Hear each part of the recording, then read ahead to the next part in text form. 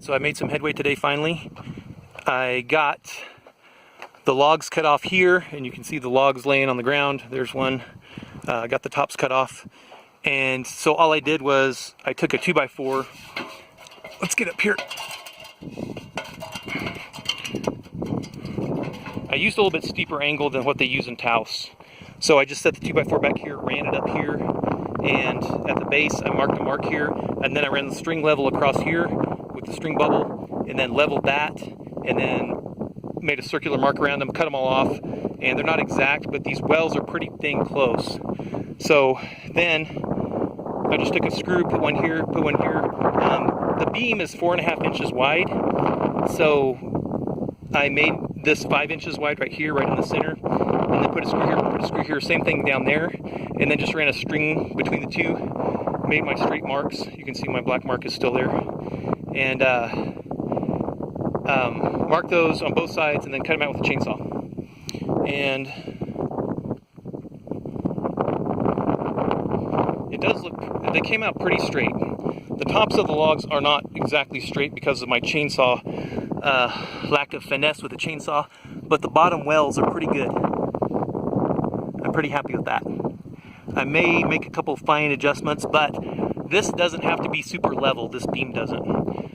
So I wanted to do this because I knew it was going to be a lot easier than trying to put round logs that were different diameters at different ends up here, try to cut the well out, try to keep them as level as possible, lift them up, lifting them down. I wasn't excited about that. I thought I'll just build a regular beam out of pressure treated lumber. So that's what I did.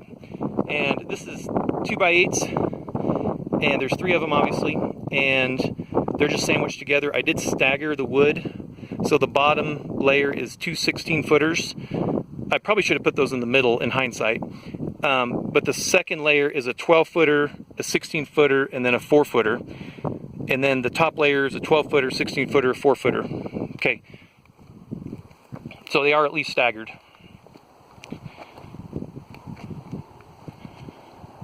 And I don't know, I just put that 2x4 there. Doesn't have any purpose. I just put it there to see what the alignment was like. And it's, I mean, I'm pretty happy. That should work. It's not exact. It's probably going to be an inch or so off, and I kind of expect that. So as far as this beam goes, I just picked this wood up today, this afternoon, about an hour and a half ago, brought it home, laid it up here, glued it with wood glue, just heavy wood glue. I got a big gallon of it. I used about 3/4 of the gallon on this thing, and then just got a mastic trowel with all the little notches, and then notch trowel, and then just spread it so it was nice and even. Set the wood on top. These lower ones, I used 3-inch screws to go ahead and connect them and tighten them down because the glue dried pretty quickly. So this whole lower one's screwed together with 3-inch screws. When I put this top layer on, I used 4-inch screws, and the 4-inch screws go about like that. That's about their coverage. And of course I used a couple on each end, and then they're 9 to 12 inches staggered. I started off 12 here and I ended up going to 9 just because it was going so easy and I had so many screws. So there's a bunch of those in there. This one, I don't know what happened here, but I stripped it out and I got to cut it off. I put one in right beside it just to make up for it. Alright, so that's my laminated beam. It's all irregular on this top edge. I don't care about the top edge. The bottom edge is what I lined up. I was surprised how off milled lumber was, though. I mean, it's not quite a 1/4 inch, but that's a lot. Anyway, so pretty flat here, pretty straight. I'm pretty happy with that. And I'm going to let it dry probably over the next 2 or 3 days. Now that it's all screwed together, I'm not worried about it warping as it dries. So then I'll use the belt sander and smooth it off, get all the glue off, and make it look nice, because that's going to be the downside. Okay, then getting it up here is going to be the trick. Okay, I just got to make a quick video about this.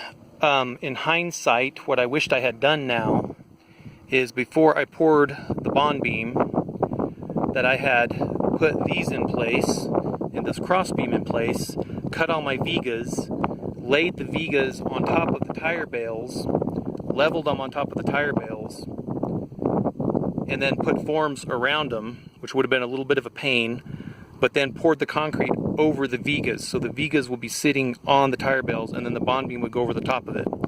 That would just lock the bond beams in, lock the Vigas in, and I wouldn't be trying to figure out how to anchor them and how to support them, how to keep them from sliding backwards like I'm having to do right now. Okay, got the Vigas in place. There's 10 of them. These are all about 9 and 10, 11 inches in diameter. Some are about 12. And what I did was I just lifted them with the tractor with the forks like this, and then they were sitting across the forks, and then I just slid them off the forks onto the bond beam, and then I just slid them over up onto here. All right, so how do I level them? I was struggling with that. A few ideas, and this is what I ended up settling on for right now. I put a screw there and a screw in the far one down there, and I leveled those with the level so that they were just level by themselves. Then I ran the string between all of them, and I got kind of lucky because all of the ones in the middle, none of them were too high. I didn't have to cut any of them down. They're all a little bit low. So what I did was I just ran this 2x4 along the back here, and one there, as you can see, set it on the ground, and then what I did was I lift these beams up until they touch the string. And so the string's gone obviously, but if the string's laying across there and it's level, I would just have each end of the beam touch the string, and then I ran a screw in each end here. So a screw there and a screw there. So that keeps them from wobbling. It keeps them up off the bottom a little bit, and but they are pretty nice and level. Let's see if we can get a look here.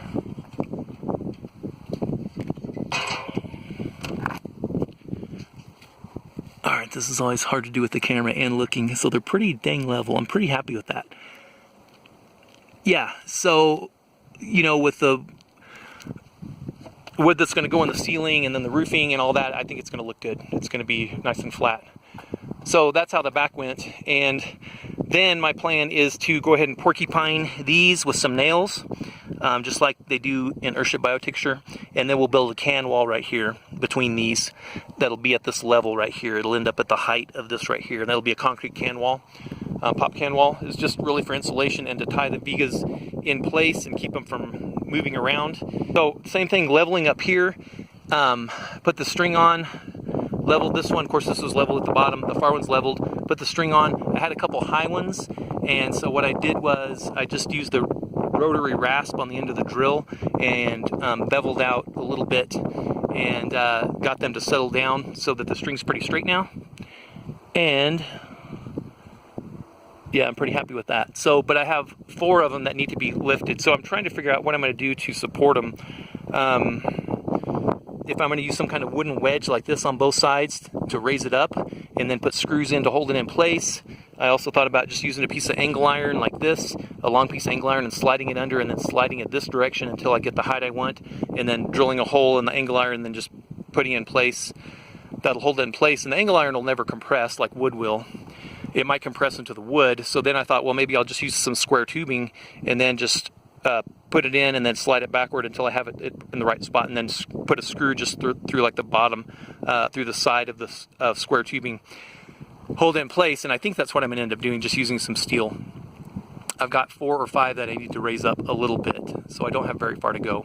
And then these will be all flush, and that's nice. I'm very happy with that. Last thing on this video are these straps. And so I was trying to figure out also how to attach these vertical posts to the beam.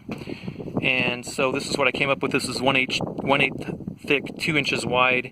And so I just bent this in the shop press, and oh, that was a lot of fun with the Airable hydraulic press. It was super easy. And I just drilled a hole here. This is a 5-inch, 1/2 inch lag bolt. I'm going to get some 8-inch lag bolts. I don't have any in my garage, so I'm going to have to go buy some. 8-inch, 1/2 inch. Yeah, 1/2 inch thick, and then 8 inches long, and I'll put one on each side. So that'll tie the beam into these logs.